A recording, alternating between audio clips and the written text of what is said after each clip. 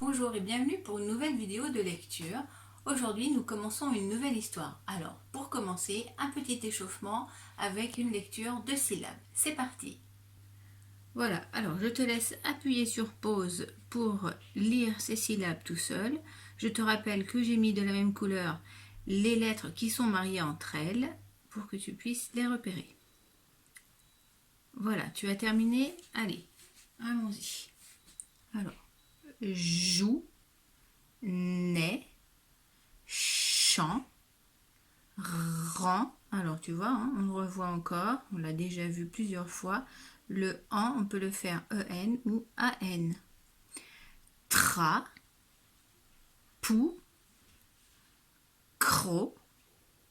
Alors attention ici, les deux S font le son S, mais surtout elles sont derrière le E.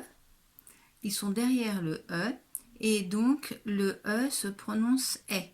Dès que le E est suivi de deux S, ou bien ici on regarde de deux L, où tu as aussi les deux T ou les deux R, eh bien le E se prononce est. Alors ici ça fait les si. Exa, alors ici c'est pareil, hein, le E suivi du X, ici il fait est.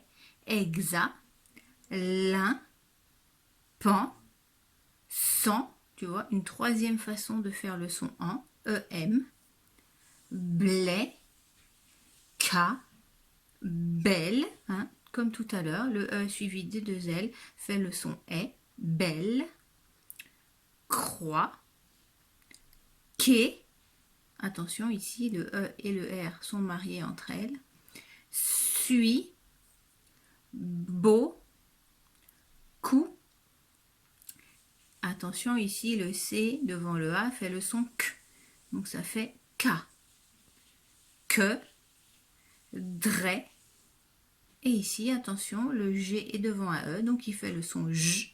Donc ici, ça nous fait G. Voilà, alors maintenant, tu vas prendre ton manuel à la page 131.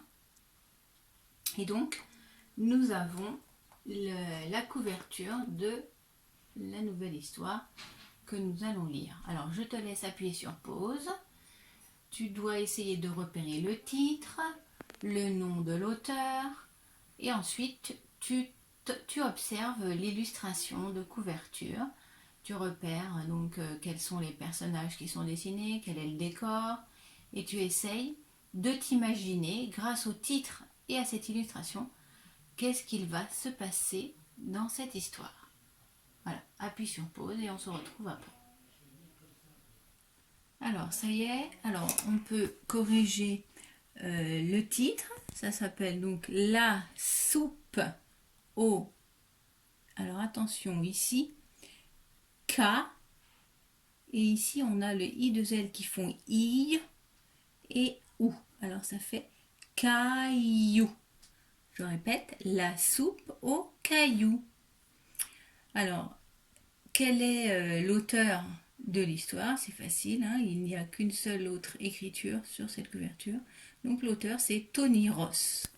Voilà, et donc quels sont les personnages qui sont dessinés? Donc on voit ici un loup, une poule, ici le caillou, voilà.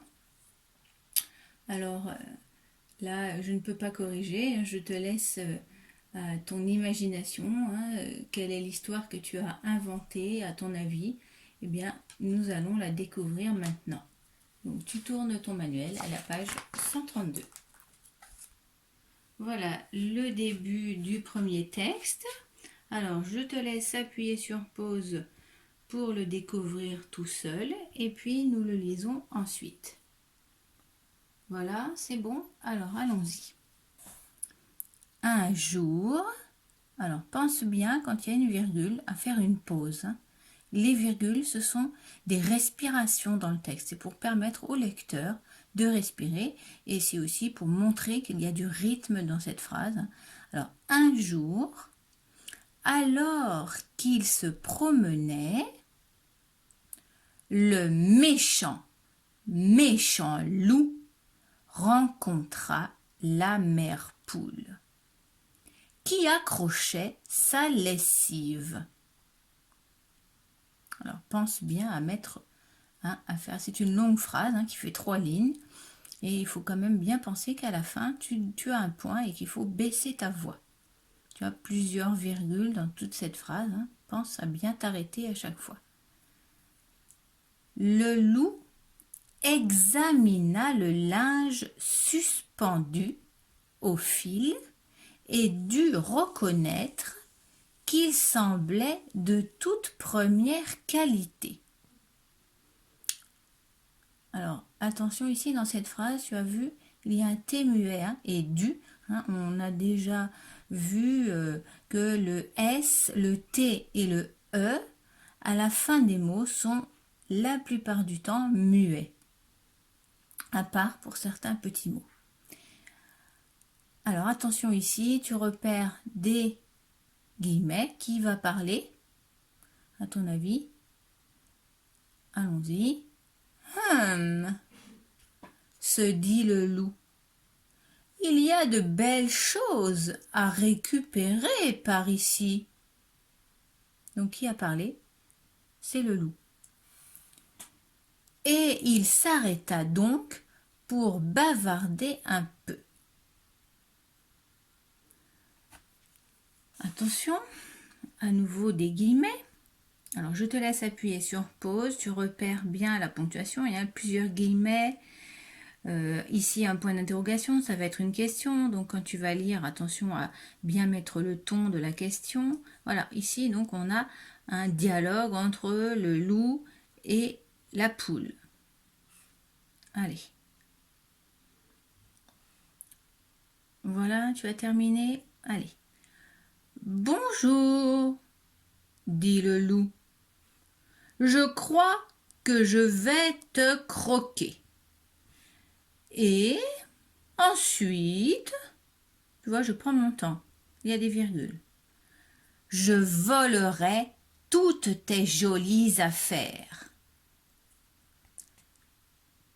Attention, on change de guillemets. Ça veut dire que le personnage qui va parler est différent de celui qui vient de parler. Alors ici, c'est donc la poule qui va parler.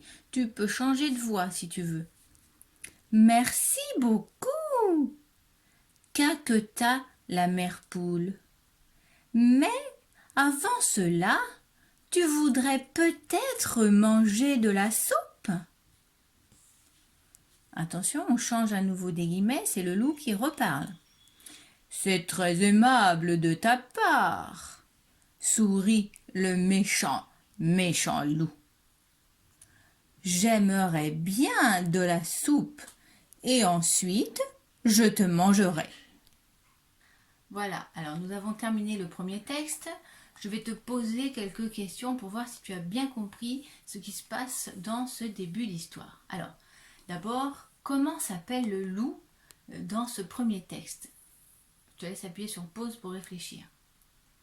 Alors, donc, le loup s'appelle, tu as trouvé, il s'appelle le méchant loup. D'ailleurs, tu peux regarder dans le texte que tu as un M majuscule et un L majuscule pour loup et pour méchant. Donc il s'appelle méchant loup. Si ce n'était pas son nom, ce serait écrit avec un M minuscule et un L minuscule. Tandis que là, on sait que ce sont des noms propres puisqu'ils ont des majuscules. Donc ici, le loup s'appelle méchant loup. Et comment s'appelle la poule? Eh bien, elle s'appelle mère poule. Pareil ici, tu as 2 majuscules qui indiquent que là, les mots mère et poule sont les noms propres de la poule. Elle s'appelle mère poule. Alors, qu'est-ce que te donne comme indication ces 2 noms? Je te laisse appuyer sur pause pour réfléchir.